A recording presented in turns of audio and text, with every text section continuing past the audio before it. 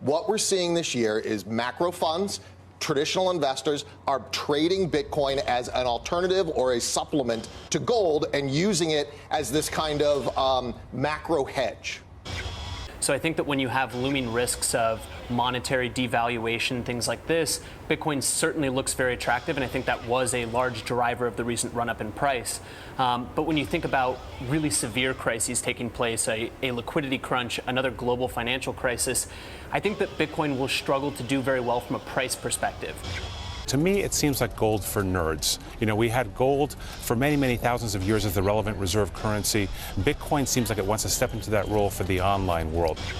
The correlation between Bitcoin and gold also is sort of undeniable. I mean, the Bitcoin-gold correlation in the past year has been 0.496. In the past 3 months, though, it's gone up to 0.827, implying... Sure, I think longer term Bitcoin will absolutely be a safe haven. I mean, as it grows up the adoption curve, we see Bitcoin kind of evolving as it goes. So I think right now it's kind of in this intermediate state right now where I do think that Bitcoin is developing as this sort of safe haven asset. And the China trade wars, whether you talk about impeachment talks, whether you talk about recent news with Iran, that is all affecting the price of Bitcoin. People are buying into that narrative. And over time, that safe haven argument is going to become stronger and stronger. Criptomoedas são ativos muito recentes. O Bitcoin, a criptomoeda mais antiga, foi criada apenas em meados de 2009, já depois do estouro da Grande Recessão, e veio se popularizar apenas alguns anos depois. Por esse motivo, não sabemos ao certo como as criptomoedas se comportam durante crises financeiras. Hoje, o senso comum bastante propagado pela mídia é de que o Bitcoin e as demais criptomoedas são investimentos de risco e que o investidor comum deve se manter o mais distante possível desses ativos. Mas será que isso realmente faz sentido? É exatamente isso que veremos no vídeo de hoje. Mas antes de qualquer coisa, peço a você que deixe o seu like, se inscreva em nosso canal e ative as notificações. Isso ajuda o nosso canal a crescer e o nosso conteúdo chegar a cada vez mais pessoas. Safe havens, ou portos seguros em português, é como são conhecidos os ativos que em momentos de crise performam na contramão de ativos mais voláteis como as ações e se valorizam ou pelo menos preservam o seu valor de mercado. Entre os portos seguros mais famosos podemos citar os títulos públicos e moedas de países desenvolvidos com históricos monetários estáveis, além do porto seguro mais tradicional de todos, que é o ouro. Há milhares de anos, o ouro tem sido usado como reserva de valor. Na prática, o ouro vigorou como uma moeda corrente mundial durante milênios, até o fim do sistema de Bretton Woods em 1971. Apesar disso, o ativo segue sendo procurado como proteção em momentos de turbulência, um investimento no qual o mercado se refugia em tempos de crise.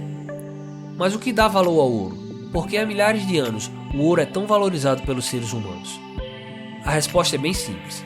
O que dá valor ao ouro são as suas características.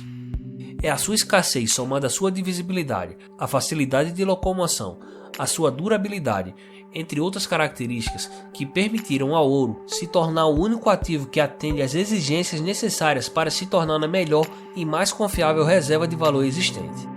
Ou pelo menos foi assim até o surgimento do Bitcoin. Apesar de toda a desconfiança existente, o Bitcoin inegavelmente possui todas as particularidades que o ouro atende e de forma ainda mais satisfatória. A oferta de bitcoins não pode ser alterada pela vontade de uma autoridade como um banco central ou coisas do tipo. E a sua oferta máxima já é conhecida desde a sua criação, portanto o Bitcoin é escasso. A divisibilidade do Bitcoin é perfeita e infinita. O Bitcoin não pesa e não é preciso cargueiros ou bancos para realizar pagamentos em longas distâncias.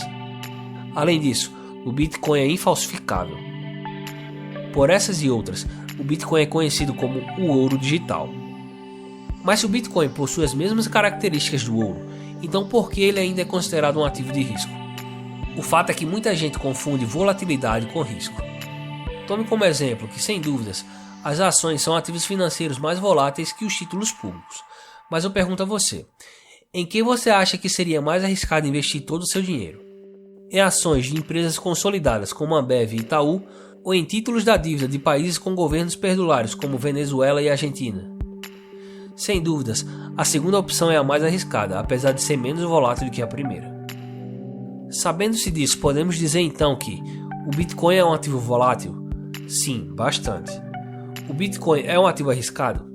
Não necessariamente. Apesar de ainda ser bastante difícil analisar o movimento do Bitcoin e de identificar os fundamentos por trás das suas oscilações de preço, com o passar dos anos, está ficando cada vez mais notório como o preço do Bitcoin começa a tomar alguns padrões de comportamento semelhantes aos de ativos considerados como portos seguros, principalmente em momentos de estresse no mercado financeiro. O Bitcoin vem mostrando uma alta correlação com os ativos tradicionais de refúgio, como o ouro ou o franco suíço, e uma correlação inversa igualmente alta com ativos de risco, como ações e commodities industriais. Esse tema inclusive vem sendo abordado em inúmeros trabalhos acadêmicos, inclusive aqui no Brasil. O exemplo mais recente aconteceu nas últimas semanas durante a tensão no Oriente Médio com os rumores de guerra entre os Estados Unidos e Irã. Se de um lado algumas ações e bolsas recuaram, o Bitcoin teve um forte movimento de alta, com o maior ativo digital do mundo acumulando ganhos de cerca de 20% desde o ataque americano que matou o general iraniano Qasem Soleimani. O ouro, por sua vez, também registrou alta de cerca de 3%. Esta não foi a primeira vez que o mercado observou uma alta no preço do Bitcoin em meio ao aumento das tensões no mercado. Em casos mais particulares, alguns países em crise como Chipre, Grécia, Zimbábue, Venezuela e Argentina mostraram uma forte alta no valor da moeda digital, indicando seu uso por investidores para fugir das incertezas econômicas. Dito isso, vai ficando cada vez mais evidente a noção de que o Bitcoin também pode servir como um hedge, ou seja, como proteção contra a instabilidade do sistema financeiro. E à medida em que esse ativo vai se popularizando como tal, ele tende a competir com o ouro pelo fluxo de capital destinado a ativos de proteção. Muitos entusiastas do ouro, como Jim Rickards e o Peter Schiff, condenam o Bitcoin como reserva de valor e afirmam que o mesmo não passa de uma bolha que logo irá estourar. Por outro lado, outros especialistas no metal amarelo como Mike Maloney se renderam ao Bitcoin e apostam nele como um ativo de segurança. O fato é que a exposição ao Bitcoin no longo prazo tende a ser um hedge perfeito contra turbulências econômicas, falhas geopolíticas e principalmente políticas fiscais e monetárias inflacionárias, como as que temos visto ser praticadas na última década por bancos centrais e governos das principais economias ao redor do mundo. Caso você ainda não tenha Bitcoin na sua carteira por achar que criptomoedas são ativos arriscados, talvez agora ainda seja um bom momento para você repensar os seus conceitos.